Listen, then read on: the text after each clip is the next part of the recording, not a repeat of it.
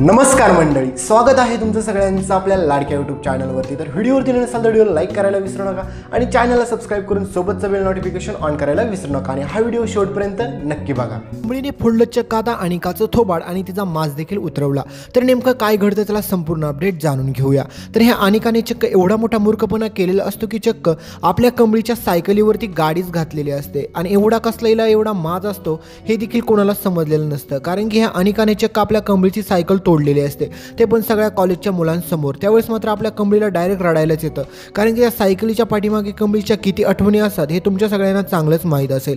ज्यावेळेस मात्र अनिका कंबळीची सायकल तोडते त्यावेळेस मात्र कंबळीला सगळे काही लहानपणीचे दिवस आठवायला सुरुवात होते। म्हणजे गावाकडे ती कसं काय करत होती, त्या सायकलीवरती कसा प्रवास करत होती हे सगळं काही कंबळीला आठवायला लागतं आणि त्यावेळेस मात्र कंबळीच्या डोळ्यातून पाणी देखील येतं। पण हे सगळं पाहून मात्र अनिकाला मात्र खूपच आनंद होत असतो। अनिकाला वाटत असतं की तिने जे केलं ना ते एकदम बरोबर केलं, कारण की तिला वाटत असतं तिने कंबळीकडून रिवेंज घेतला आणि सगळं काही कंबळीला आता मी हरवलं आणि सगळ्यांसमोर कंबळीची बदनामी केलं असं सगळं काही अनिकाला वाटत असतं। पण हीच तिची सगळ्यात मोठी महामूर्ख चूक ठरते, कारण की आपल्या कंबळीला एवढा राग येतो की कंबळी मागचं पुढचं न बघता चक्क त्या अनिकापाशी जाते आणि तिच्या गाडीपाशी गेल्याच्या नंतर जे घडतं ते भयानकच घडतं। तर इकडे आता चक्क तुम्हाला माहीतच असेल की आपल्या पूर्णाजीला देखील कंबळीमध्ये तिची मोठी नाद दिसायला लागते, कारण की आपल्या कंबळीने आतापर्यंत जाऊन बंगल्यावरती आजोबांची किती सेवा केलेली असते हे तुम्ही पाहिलंच असेल। आणि त्यावेळेस मात्र एकीकडे तुम्ही हे देखील पाहिलं असेल की राजन देखील हे म्हणतो की कंबळीमध्ये मला माझ्या मोठी नाद दिसते, कारण की गौरीने देखील तिच्या मुलीवरती असेच संस्कार केले असतील, कारण की मला खात्री आहे की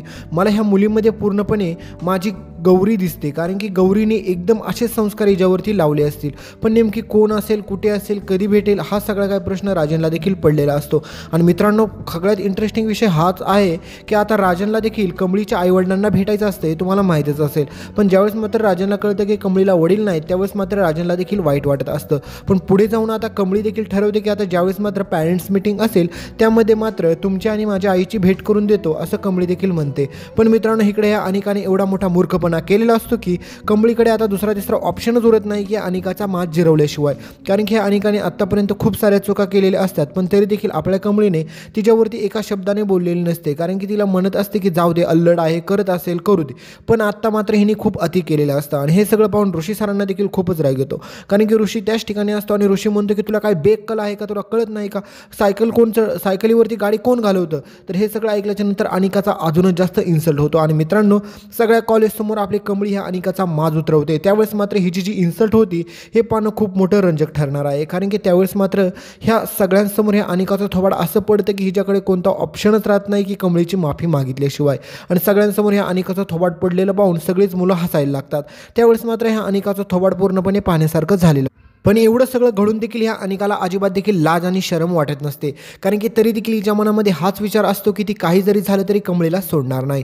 पण मित्रांनो, एवढं सगळं घडून गेल्याच्या नंतर मात्र तुम्हाला माहीतच आहे की आपल्या सगळ्यांच्या लाडका ऋषी म्हणजे ऋषीच्या डोक्यावरती आता किती मोठं प्रेशर आलेलं आहे, कारण की ऋषीला लग्नाच्या भेटीत अडकण्यासाठी त्याच्या आईने वाटेल तसले प्लॅनिंग सुचवलेले असतात, कारण की तिला वाटत असतं की काही जरी झालं तरी पुढे जाऊन माझ्या मोठ्या मुलाने जी चूक केली तीच चूक माझा बारका मुलगा करणार नाही याच्याकडे नयनताराचं लक्ष असतं। नयनतारा म्हणते की काही जरी झालं तरी ऋषीचं लग्न मी धूमधडाक्यात लावणार, ते पण माझ्या पसंतीच्या मुलीसोबतच। पण हे सगळं टाळण्यासाठी ऋषीने चांगले अक्कल लढवलेले असते, हे देखील तुम्ही पाहिलंच असेल की ऋषीने कशा प्रकारे ते सगळं काही संकट टाळलेलं असतं। पण मित्रांनो, राधिकाने एक गोष्ट नोटीस केलेली असते की ऋषीच्या मनामध्ये आपल्या कंबळीबाबत खूप मोठे म्हणजेच रिस्पेक्ट आहे आणि भावना देखील आहे आणि यांची चांगली मैत्री देखील आहे। त्याच्यामुळे काही जरी झालं तरी ऋषी आणि कंबळीचं लग्न व्हावं असं राधिकाला देखील वाटत असतं। पण एवढं सगळं घडत असतं त्यावेळेस मात्र ऋषीच्या मनामध्ये देखील कंबळीबाबत आता हळूहळू प्रेम निर्माण व्हायला सुरुवात होते, कारण की कंबळीला वाटते की आपण ऋषी सरांपासून लांब राहील तेवढंच चांगलं आहे, कारण की नयनतारा मॅडमला देखील ते आवडत नाही आणि कोणाला देखील ते आवडतच नाही। त्याच्यामुळे कंबळी देखील